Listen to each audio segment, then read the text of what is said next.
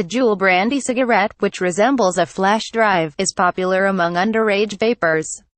Conventional cigarette smoking has dropped so sharply among American teenagers that marijuana use and vaping are now more common. Suzanne Kreider, The Boston Globe, via Getty Images. Cigarette smoking has dropped so sharply among American teenagers that vaping and marijuana use are now more common, according to a national survey of adolescent drug use released Thursday. The report, sponsored by the federal government's National Institute on Drug Abuse and administered by the University of Michigan, found that 22.9% of high school seniors said they had used marijuana within the previous 30 days and 16.6% had used a vaping device. Only 9.7% had smoked cigarettes. The survey of 43,738 10th and 12th grade students in public and private schools nationwide raised concerns about the popularity of vaping devices, available in countless styles to appeal to different social groups. But it was otherwise optimistic. It found that teenagers' consumption of most substances, including alcohol, tobacco, prescription opioids and stimulants, has either fallen or held steady at last year's levels, the lowest rates in 20 years. By contrast, rates of marijuana use have remained largely consistent, with occasional small shifts in recent years. Studies show, however, that marijuana rates have risen among young adults in the last decade.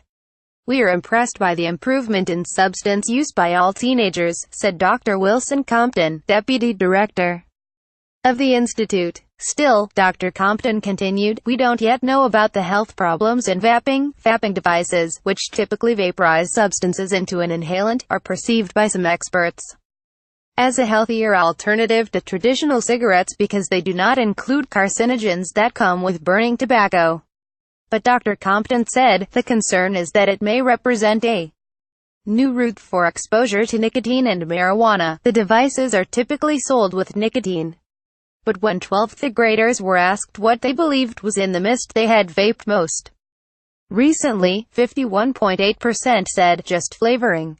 When asked about use in the past month, 1 in 20 12th graders said they had used marijuana and vaping devices, and 1 in 10 said nicotine. Cassie Ponslow, a school counselor at Poudre High School in Fort Collins, Colorado, has noticed an upsurge in vaping across all social groups. "We're seeing a ton of it," she said. "The devices are readily accessible and easy to conceal," she added. "Kids are taking hits on their vape pens in the hallways and nobody notices," Ms. Ponslow said, noting that some devices resemble flash drives, which students plug into laptops to recharge.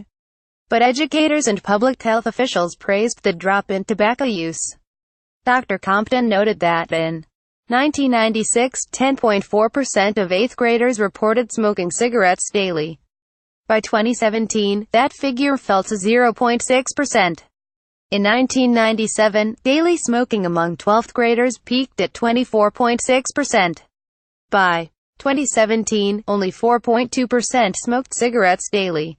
Thomas J. Glynn, a former director of cancer science at the American Cancer Society and an adjunct lecturer at Stanford University School of Medicine, hailed the continuing tobacco decline as an astounding accomplishment in public health, but, he added, it doesn't mean we close the door and go home now, while noting that the data on vaping devices as a gateway to cigarettes is inconclusive. He added, "I think we have to have alarms out." Dr. Compton attributed the tobacco decline to many factors, including strong public health anti-smoking campaigns, higher cigarette prices and peer pressure not to smoke.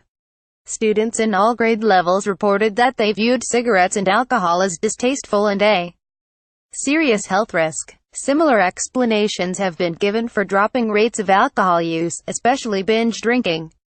Students have become more self-conscious about the possibility of their drunken images being posted on social media, experts say, which can tarnish reputations and college eligibility.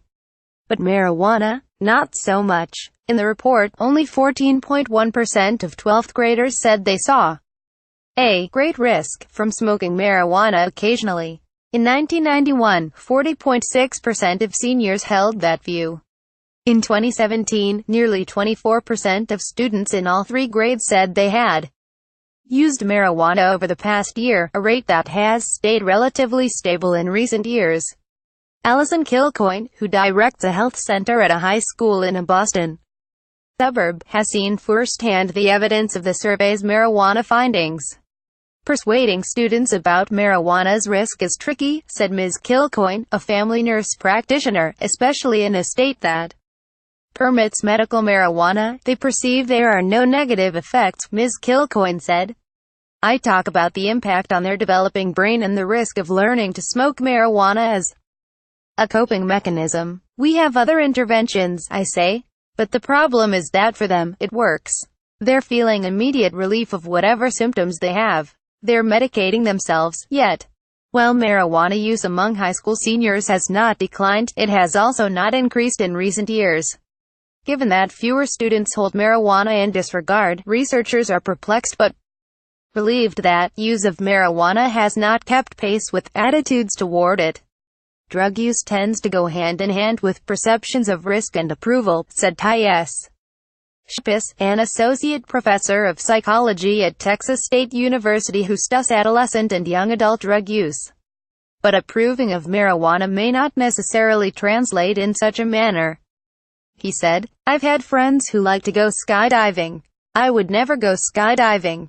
There are certain activities that we may quietly condone or tacitly approve, even though the majority still may not want to engage in it.